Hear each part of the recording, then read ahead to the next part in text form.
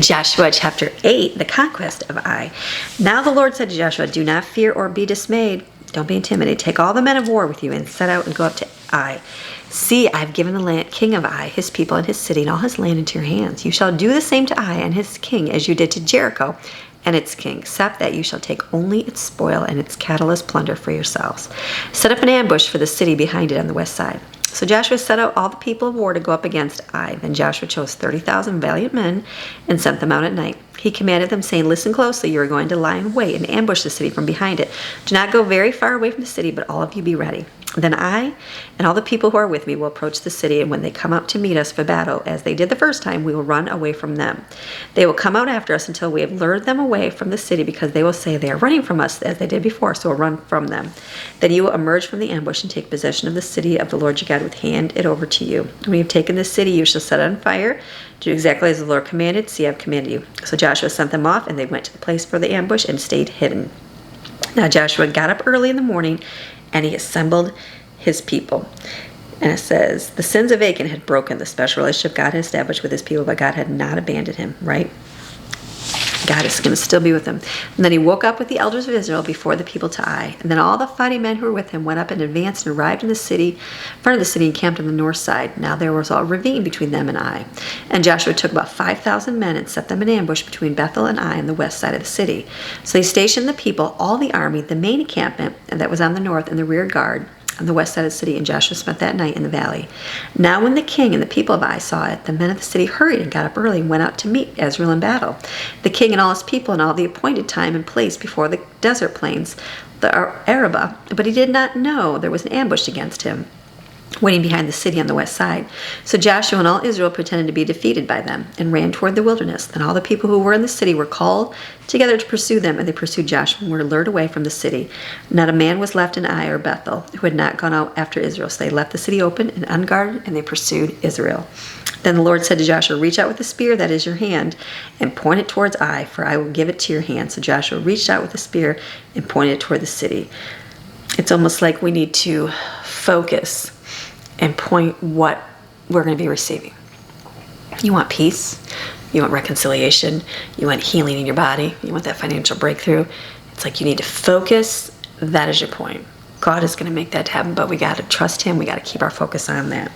The men in ambush emerged quickly from their hiding place, and when Joshua stretched out his hand, they ran and entered the city and captured it quickly and set it on fire.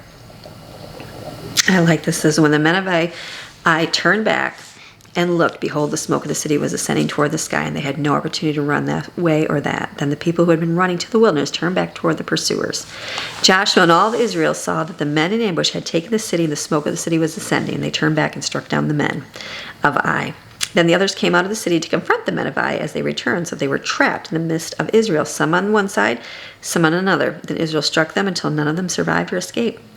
But they took the king of Ai alive and brought him to Joshua. When Israel had finished killing all the inhabitants of Ai in the field, in the wilderness, when they pursued them, they had fallen by the edge of the sword until they were destroyed. Then all Israel returned to Ai and struck it with the edge of the sword. And all who fell that day, both men and women, were 12,000, all the people of Ai.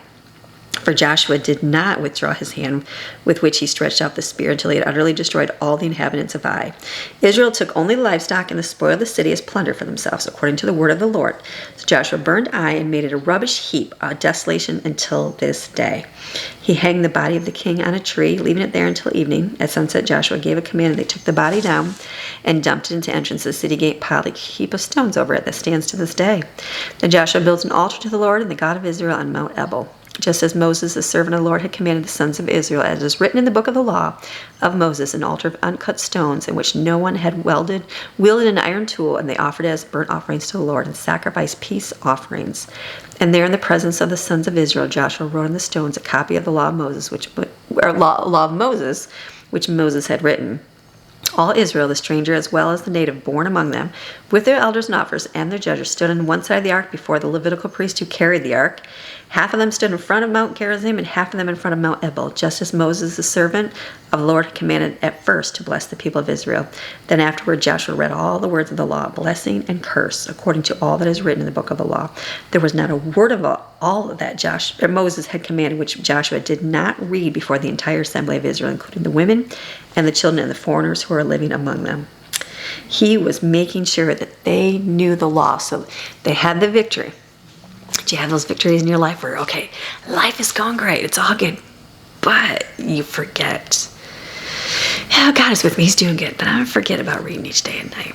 God is, you do that, you get lapse in things. And so you want to have that victory. You got to keep being encouraged. You got to keep searching God's word. You got to keep in this book to keep going with things in life, because that is when God is going to keep working miracles and things in your days. He is.